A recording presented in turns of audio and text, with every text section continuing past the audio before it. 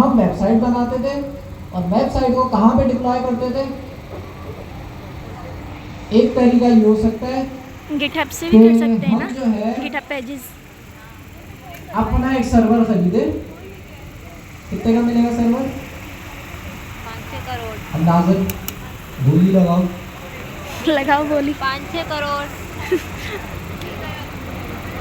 10 तो फिर भाई आपके करोड़ 50 लाख इस तरह के तो लग ही जाएंगे। अपने इंशाल्लाह। लैपटॉप को भी हम सर्वर बना सकते हैं, लेकिन लैपटॉप को भी नहीं बना रहे क्योंकि भाई ये इतना लोड ही बर्दाश्त नहीं कर पाएगा। इसलिए हमने बड़े कंप्यूटर लिए होंगे जिनको हम सर्वर कह रहे हैं, बड़े सर्वर ले होंगे। तो उसकी भाई कॉस्ट आएगी आपके पास खरीदने की, लगा लेना कम से कम 20 लाख।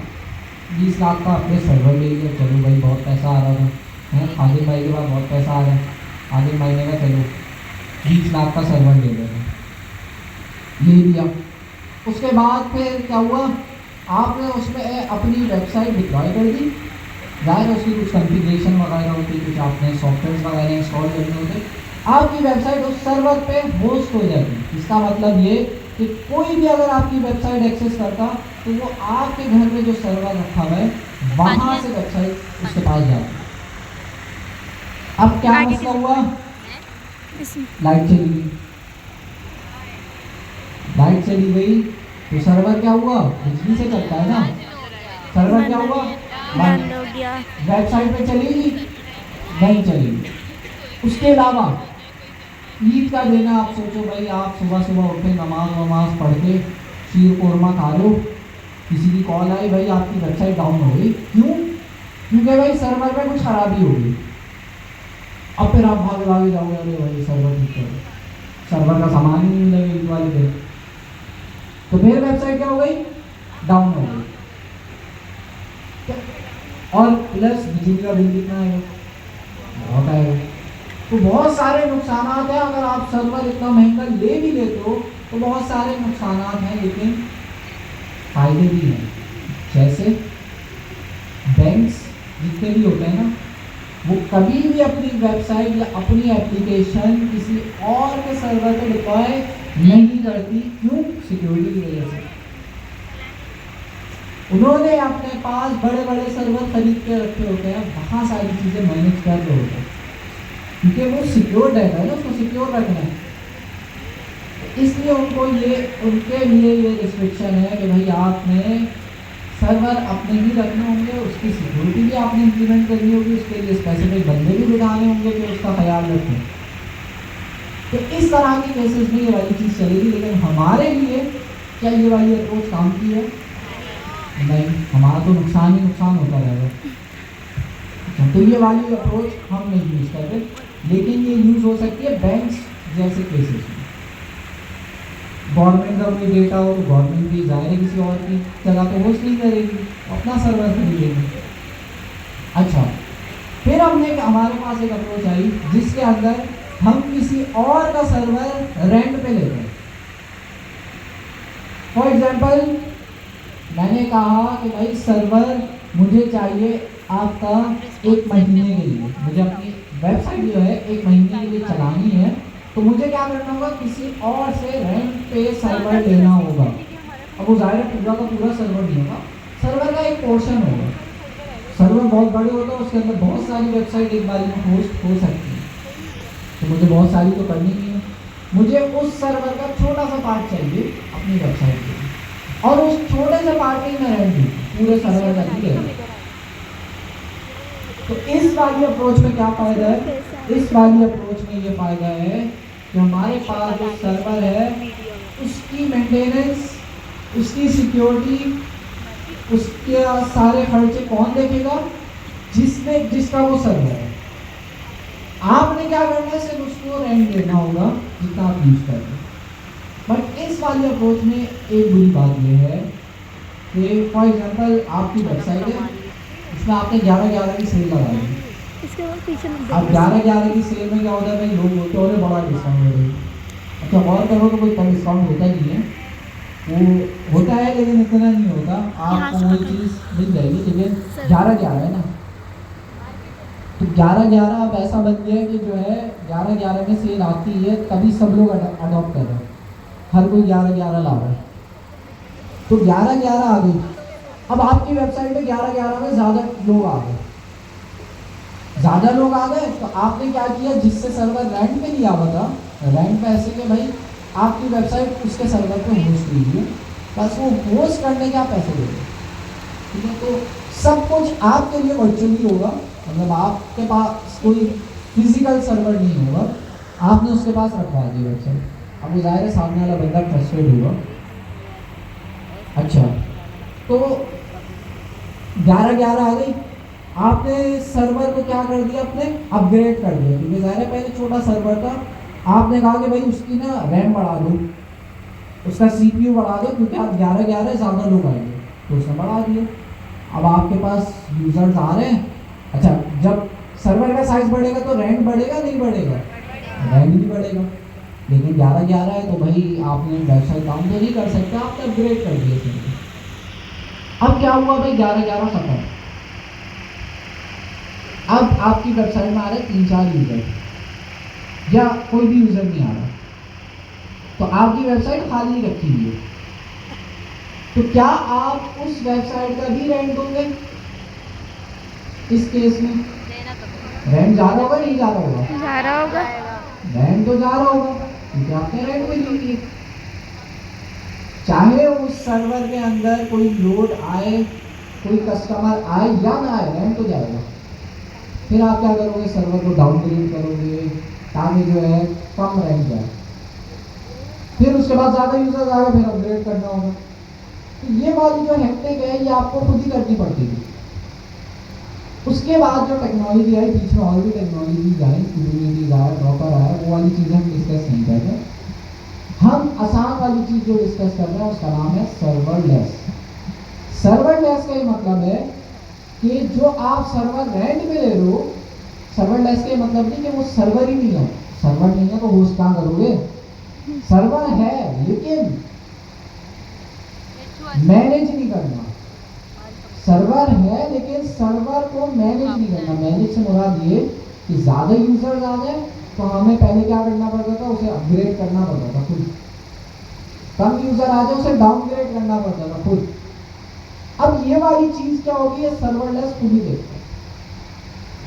सर्वरलेस का जो फायदा है वो ये है कि आप अपनी नेक्स्ट.जेएस की वेबसाइट जब वर्जन पे डिप्लॉय करते हो तो वो सर्वरलेस एनवायरनमेंट में डिप्लॉय होती है, जिसका मतलब ये है कि उसकी स्केलेबिलिटी, मतलब उसमें ज़्यादा यूजर्स जब आ जाएं तो वो खुद ब खुद वो स्केल हो जाएगा सर्वर। अगर कम यूज़र आएंगे, बिल्कुल ही ख़त्म हो जाए, तो सर्वर बिल्कुल जीरो भी कर देगा।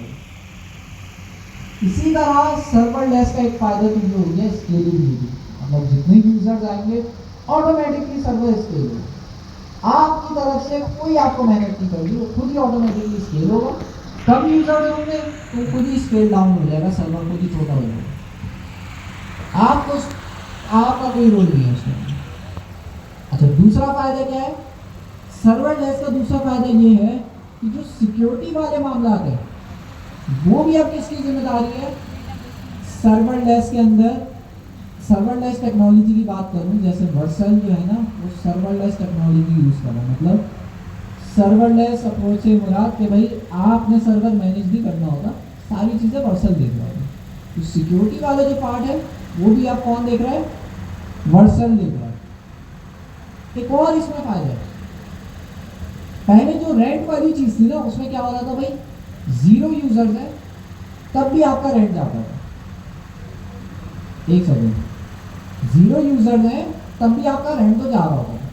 सर्वरलेस वाली चीज़ में क्या होता है कि आपके अगर 0 यूजर्स हैं तो आपका सर्वर वो बंद कर देंगे, मतलब आपका कोई बिलिंग नहीं होगी, आपको कोई रेंट नहीं देना पड़ेगा, कुछ भी।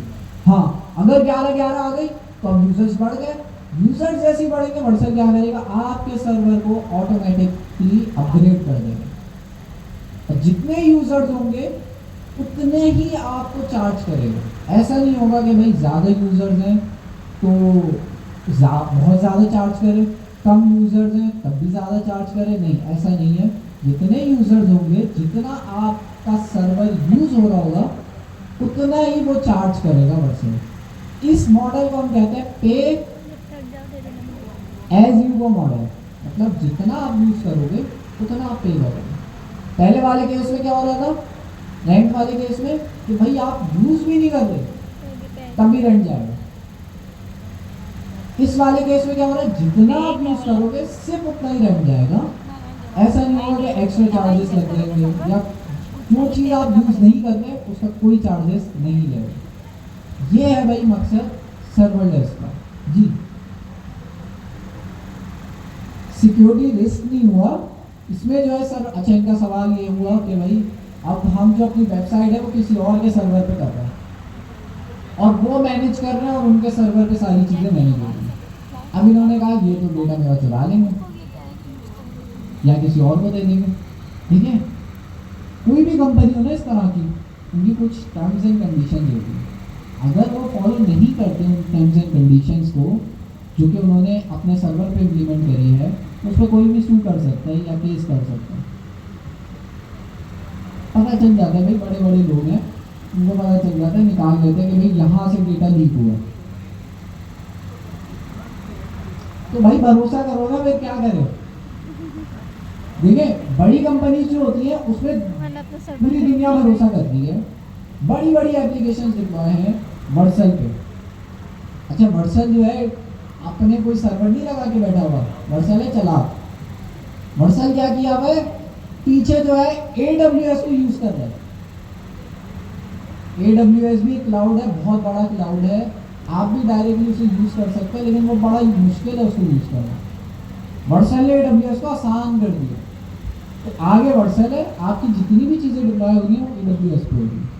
तो जितनी भी कंपनीज आती हैं उनकी टर्म्स एंड कंडीशन होती हैं। और हम ये भी चीज़ देखते हैं कि भाई इस कंपनी में कितनी बड़ी बड़ी कंपनीज जो हैं, कितने लोगों ने इन्वेस्ट किया हुआ है या अपनी वेबसाइट होस्ट करी है। तो वर्सल काफ़ी ज़्यादा पॉपुलर है। AWS बड़ा खतरनाक है। AWS के अंदर तो आपने अगर कोई चीज़ गलती से ऑन कर दी ना, बस फिर काम हो जाएगा। या उसकी कोई पासवर्ड वगैरह लीक हो गया, बस फिर आपके कार्ड से जो पेमेंट कटेगी 10-20 हज़ार डॉलर की, जाहिर है लोग माइनिंग शुरू कर देंगे उससे। तो ये बड़ा खतरनाक है AWS। अब यूज़ करना भी बड़ा मुश्किल है नए लोगों के लिए। वर्सल बहुत आसान है, आराम से डिप्लॉय के बटन पे क्लिक करो, तब डिप्लॉय करो, हो गया। AWS में जाओ, कभी समझ ही नहीं आता क्या क्या चीज़ है, क्योंकि उन्होंने फीचर्स बहुत ज़्यादा दिए हैं। फीचर जब ज़्यादा होते हैं तो समझ नहीं आता भाई कौन सा फीचर क्या कर रहा है, तो बड़े मुश्किल है। खैर, क्लाउड का मतलब क्या है? क्लाउड का मतलब आप समझ लें बादल।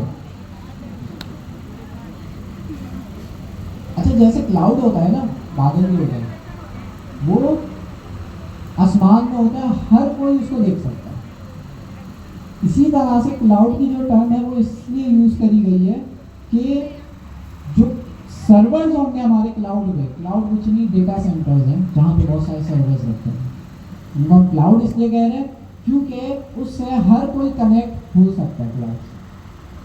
क्लाउड एक ऐसा प्लेटफॉर्म जो आपको सर्वर्स प्रोवाइड कर रहा है या इस तरह की चीज़ें प्रोवाइड कर रहा है जिनको आप यूज़ करते हुए अपनी एप्लीकेशंस बना सकें।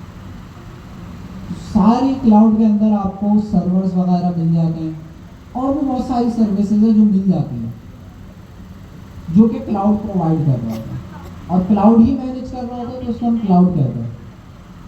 AWS का क्लाउड है अपना, तो क्लाउड से ही मुराद नहीं कि भाई AWS हवा में बादल लेके घूम रहे हैं। क्लाउड से मुराद है कि भाई उन्होंने अपने जो सर्वर्स हैं, अपनी जो सर्विसेज हैं वो प्रोवाइड कर रहे हैं पूरी दुनिया में रिमोटली।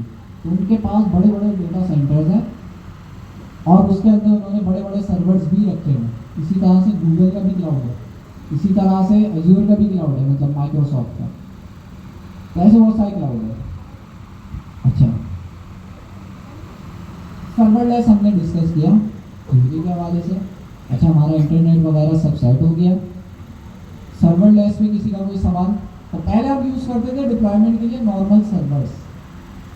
नॉर्मल सर्वर्स का ये मसला है कि भाई सिक्योरिटी स्केलेबिलिटी, अपग्रेड करना है, डाउनग्रेड करना है, सब आपको खुद ही करना पड़ेगा। सर्वरलेस का ये फायदा है कि भाई अब आपने कोई भी चीज़ डिप्लॉयमेंट के बाद कोई भी चीज़ मैनेज नहीं करनी, सब चीज़ें वो खुद ही स्केल करेगा, स्केल डाउन करेगा, सिक्योरिटी वगैरह, पे एज यू गो मॉडल, सब चीज़ें वो खुद ही मैनेज करेगा। तो ये सर्वरलेस के फायदे हैं। एपीआईज अलग टॉपिक है।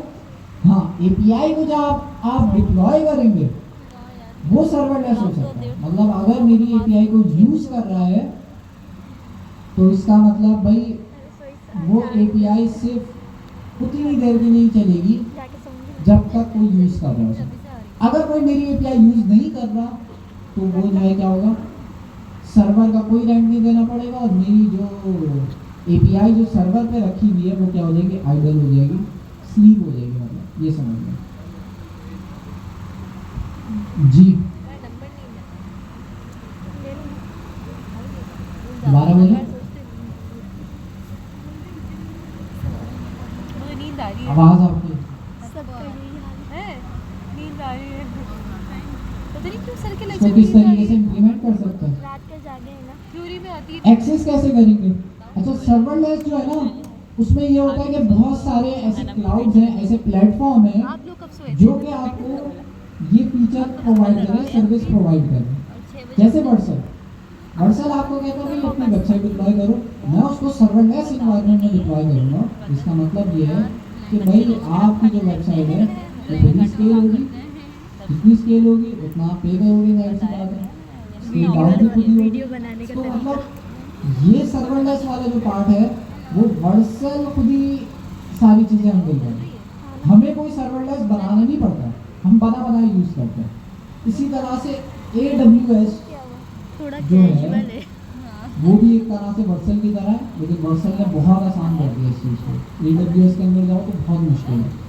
AWS भी सर्विस प्रोवाइड करता है, तो आप उसके पास जाएंगे, आप उससे बोलेंगे भाई मुझे सर्वरलेस सर्वर पे अपनी एप्लीकेशन डिप्लॉय करनी है।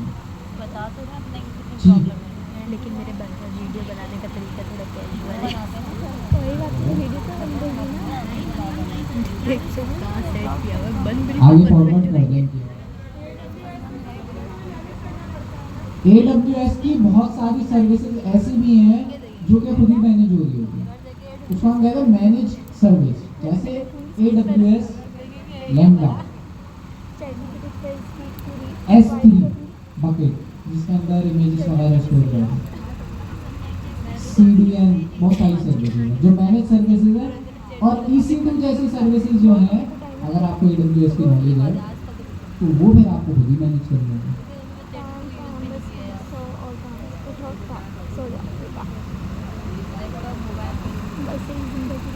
वर्सल पे सारी चीज़ें ऑटोमेटिक है। मोबाइल उसने चेंज कर लिया। AWS बड़ा मुश्किल है मोबाइल का मैं बता रही थी ना, उसमें Next.js की एप्लीकेशन डिप्लॉय करना, क्योंकि Next.js हमारा बहुत चार्जर फीचर्स की बैटरी हेल्थ खराब हो देता है आपको। तो AWS में आपको सारी चीज़ें मैनुअली सेटअप करनी पड़ेगी, जो कि बहुत बड़ा काम है और बहुत सारे एरर्स भी आएंगे। तो वर्सल वही काम को आसान करता है, उसके पैसे लेते हैं।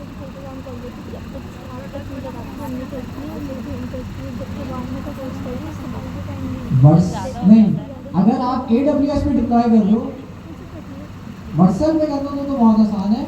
और वर्सल क्या करेगा, वर्सल बैकग्राउंड में AWS पे डिप्लॉय करेगा, लेकिन आपके लिए डिप्लॉयमेंट का प्रोसेस आसान हो गया। किसका? AWS का भी पे एज यू गो है, वर्सल का भी पे एज यू गो है, क्यों नहीं? उसका प्रीमियम वर्जन ले लो, प्रीमियम वर्जन में कुछ फीचर होंगे, उसके बाद जितना भी आपकी वेबसाइट यूज़ करेगी उसमें आपकी एक्स्ट्रा पेमेंट ऐड होती जाएगी। तो प्रीमियम वर्जन के अलग फायदे भी हैं, वो स्केलेबिलिटी का उससे कोई ताल्लुक नहीं है प्रीमियम वर्जन का। तो खैर जी, यहाँ से सवाल था। अच्छा, जब तक सवालात आ रहे हैं, मैं जो है Next.js का प्रोजेक्ट बना देता हूँ ताकि हम डेटा पैचिंग करें और अपने टॉपिक की बात करें। तो सर्वरलेस हमने एक थ्योरी पढ़ी जो कि आप लोगों से पूछा जा सकता है, या आप क्लाइंट से जाके पिच कर सकते हो। क्लाइंट जो है ना, मतलब कल को अगर किसी को आपने इम्प्रेस करना है, तो इम्प्रेस करने के लिए ऐसी टेक्नोलॉजीज़ के बारे में जब बताओगे, उसके फ़ायदे बताओगे, उसको ये चीज़ लगेगी कि भाई आपको काफ़ी नॉलेज है। आप उसको कह सकते हो कि भाई नेक्स्ट जब आपकी डिप्लॉय करेंगे तो वो अनलिमिटेड स्केलेबल होगी, उसमें जितने भी यूज़र्स आ जाए कोई मसला नहीं होगा, वो जो है खुद ही खुद स्केल हो जाएगी। उसकी सिक्योरिटी भी टॉप नॉच होगी, क्योंकि हम उसको डिप्लॉय कर रहे हैं सर्वरलेस एनवायरनमेंट में वर्चुअल पे, जो कि आपका ये सारी चीज़ें खुद ही करके देगा होगा। नहीं, प्रीमियम वर्जन के बाहर भी हो जाते हैं, प्रीमियम वर्जन के अपने कुछ फायदे।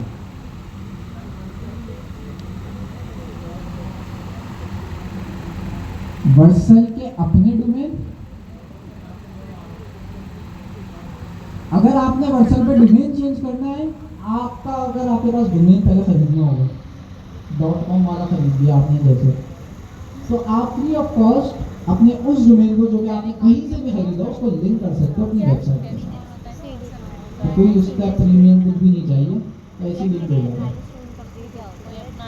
अच्छा जी, अब बोले क्या बोले थे? मैं करती हूँ ना वो चेंज करती हूँ, ब्लॉग उठाती हूँ तो वो लगाती हूँ, फाइल नेम सेम रख देती हूँ, उस वाले फाइल नेम को डिलीट कर देती हूँ, उस फाइल को डिलीट कर देती हूँ। बाहर जगह वही लगा। अभी एक्सीडेंट होने वाला था, इसका एलईडी कितने वाली तो आप बता दो कि ऐसे सर्वर जो कि खुद ही मैनेज होते हैं और जो ये सर्विस प्रोवाइड कर रहे होते हैं, जैसे वर्सल हो गया, AWS हो गया, वहाँ खुद ही खुद सर्वर मैनेज हो रहा है। अच्छा, क्लास मैंने गलत लिख दी है।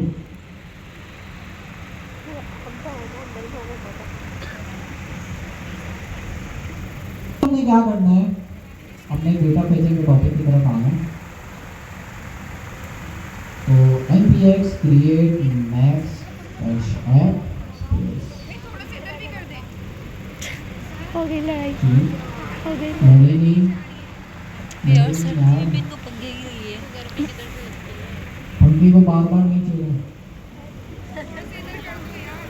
एमला के बारे में पढ़ो। अब एमला के अंदर, अच्छा ये है ही सिर्फ कैरोसेल के लिए, वही कैरोसेल वाला काम उसने आसान करके दिया है। बट अगर आप चाह रहे हो कि भाई इसके जैसे मैं चाह रहा हूँ कि ये चेंज हो जाए, ये बटन जो है ना एरो की जगह कुछ और आइकन ऐड करना चाह रहा हूँ, मैं कर सकता हूँ इसका मॉडिफिकेशन कस्टमाइजेशन। थोड़ी सी मुझे लर्निंग करनी होगी कि एक शर्ट सिलन में कैसे ये कंपोनेंट चल रहा है, दूसरी अगर मुझे कस्टमाइज़ करना है तो मैं अम्ब्रेला को यूज़ करते हुए कर सकता हूँ। जी आप कुछ भी चलोगे। हैकाथॉन के अंदर हेडलेस CMS रिक्वायरमेंट में नहीं है, कौन सी वाली मुझे भेजी थी वाली? ठीक है। तो नाम यूज़ करोगे, कर लोगे तो प्लस पॉइंट, नहीं करोगे तो कोई माइनस पॉइंट नहीं होगा। ऐड टू कार्ट का भी इसी तरह से कर लोगे तो बहुत अच्छा फीचर है, नहीं करोगे तो कोई माइनस पॉइंट नहीं होगा। तो हैकाथॉन के अंदर अच्छा जो भी अगर कोई रिक्वायरमेंट ऐसी आती है जिसके अंदर ऐड टू कार्ट की फंक्शनलिटी सर अमीन जो है वो मैंडेटरी कर देते हैं, तो वो आपकी हैकाथॉन की रिक्वायरमेंट में ही बता रहे हैं। खैर उस पर हम डिस्कशन करेंगे, पहले हम इसको कर लेंगे। तो हमने क्या यूज़ करना है, कैरोसेल। कैरोसेल यूज़ तो करना है, इसके साथ करना है, नेक्स्ट के साथ करना है, लेकिन हमारे पास जो डेटा आएगा वो कहाँ से आएगा, कौन सी API?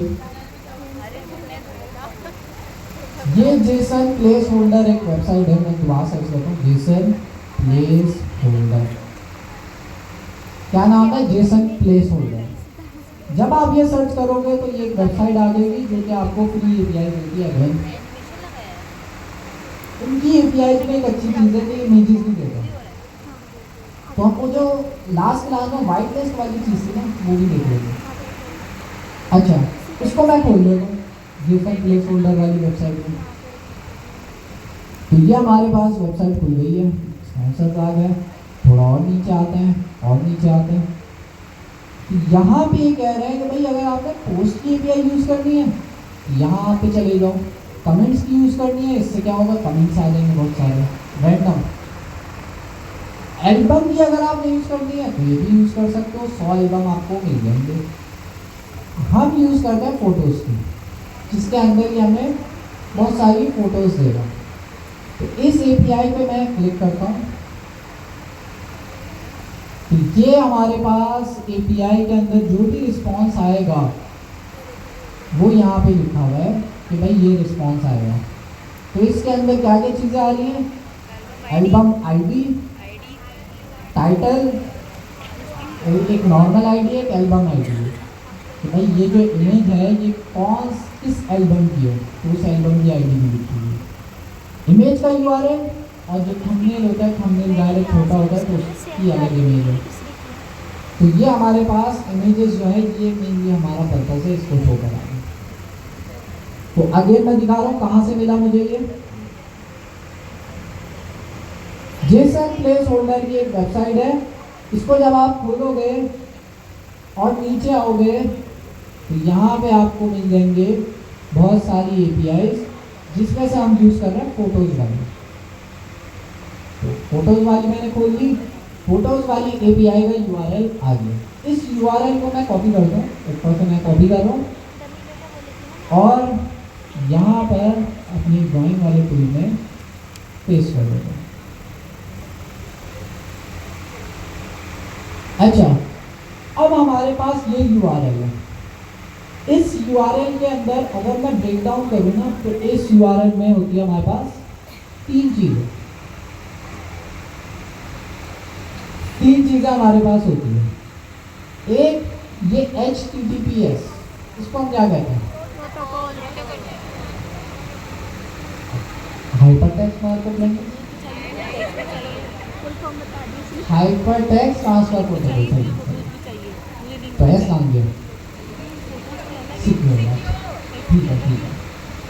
HTTPS हमारे पास कुछ वेबसाइट में लगा होता है HTTPS, कुछ वेबसाइट में होता है HTTP। ये बेसिकली कुछ नहीं, HTTPS आपके पास सिक्योर होता है। फॉर एग्जांपल मैं अगर आपको कोई डेटा भेजता हूँ अपने पास से तो सिक्योरली आपके पास जाएगा। तो HTTPS एक प्रोटोकॉल है, आपके डेटा को लेके जाता है या आपकी रिक्वेस्ट को सिक्योरली लेके जाता है। तो HTTPS सिक्योर है। कहीं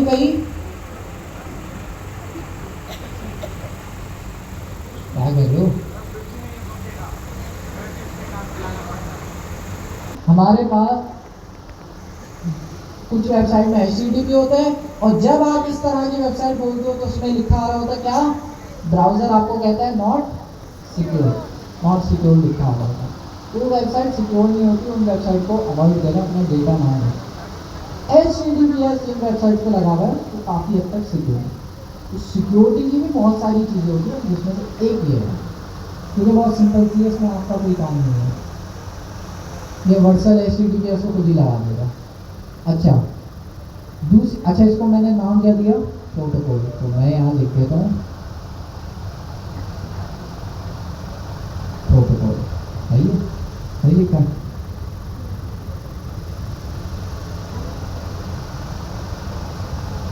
सही लिखा। तो यहाँ पे मैंने इसका नाम दे दिया भाई प्रोटोकॉल, और ये सिर्फ इतना वाला पार्ट है HTTPS। अच्छा, आगे हमारे पास पूरा URL है। इस URL को हम क्या कहते हैं, बेस URL को हम अपनी आसानी के लिए कह रहे थे, लेकिन इसको हम वैसे क्या कहते हैं, और पाथ तो आगे फोटोज वाला उसको कहेंगे पाथ। इसको क्या कहते हैं नेसेसरी,